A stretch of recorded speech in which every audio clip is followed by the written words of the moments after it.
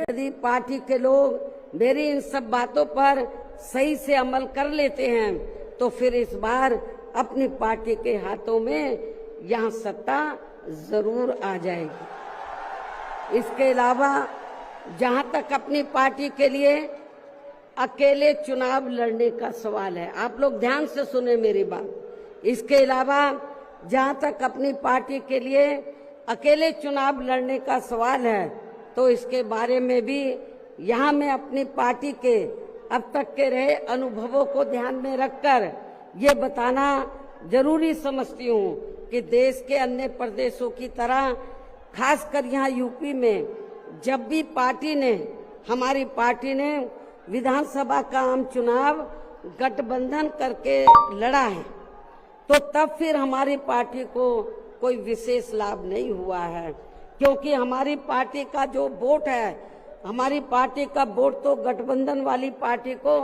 एक तरफा ट्रांसफर हो जाता है, लेकिन उनका जातिवादी मानसिकता की वजह से विशेषकर अपर कास्ट समाज का वोट बीएसपी के उम्मीदवारों को ट्रांसफर नहीं हो पाता है। और वास्तव में यही सही और हकीकत भी है,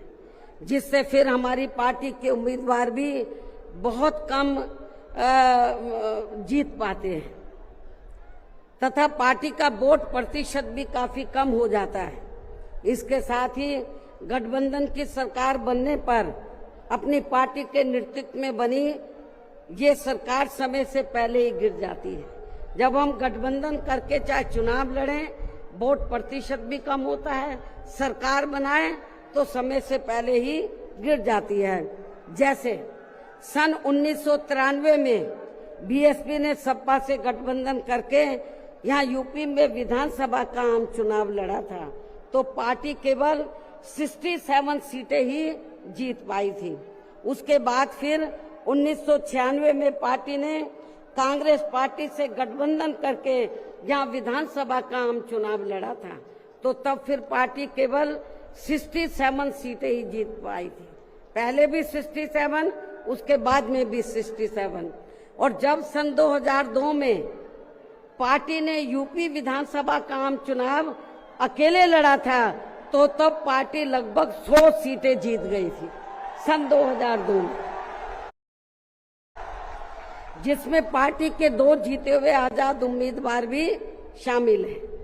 जिनको किन्हीं कारणवश सिंबल समय से नहीं मिल पाया था। और फिर इससे पार्टी के लोगों का काफी मनोबल भी बढ़ा था। लेकिन यहाँ